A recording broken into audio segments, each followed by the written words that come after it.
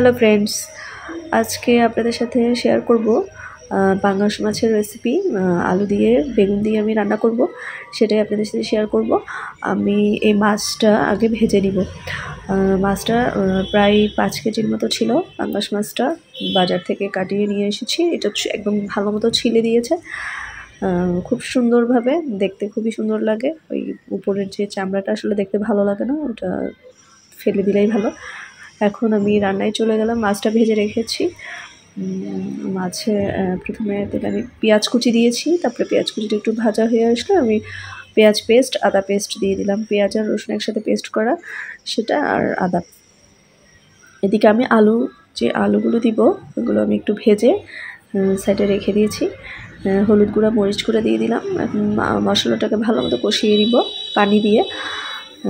মশলাটা ভালো মতো কষিয়ে আমি আলু দিয়ে দেবো। আলু দিয়ে আবার একটু ভালো মতো কষিয়ে নিব।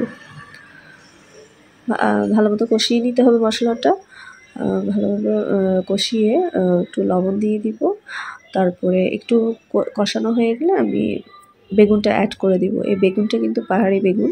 এই বেগুনটা আসলে এখানে পাই না, সচরাচর দেখা যায় না। এটা আপনার পাহাড়ে হয়, খুব পাহাড়ি এলাকায় হয়। খুবই টেস্ট বেগুনটা খেতে, এত যে টেস্ট খেতে, মানে না খেলে বুঝবেন না আসলে।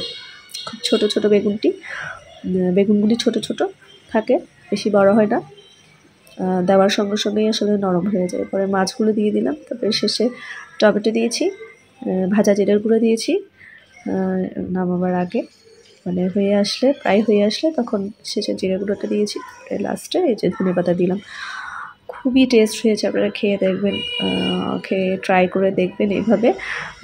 পাঙ্গাস মাছ আসলে ভুনাও খাওয়া যায়, ভুনা খায় বেশিরভাগ, আবার এইভাবে রান্না করলে কিন্তু খুবই মজা। মাছটাকে ভেজে, এই মাছে কিন্তু প্রচুর পরিমাণ ওমেগা 3 থাকে, আরও অনেক ধরনের ভিটামিন থাকে। অনেকে আসলে জানে না যে পাঙ্গাস মাছে কিন্তু অনেক গুণাগুণ আছে। দেখার জন্য ধন্যবাদ।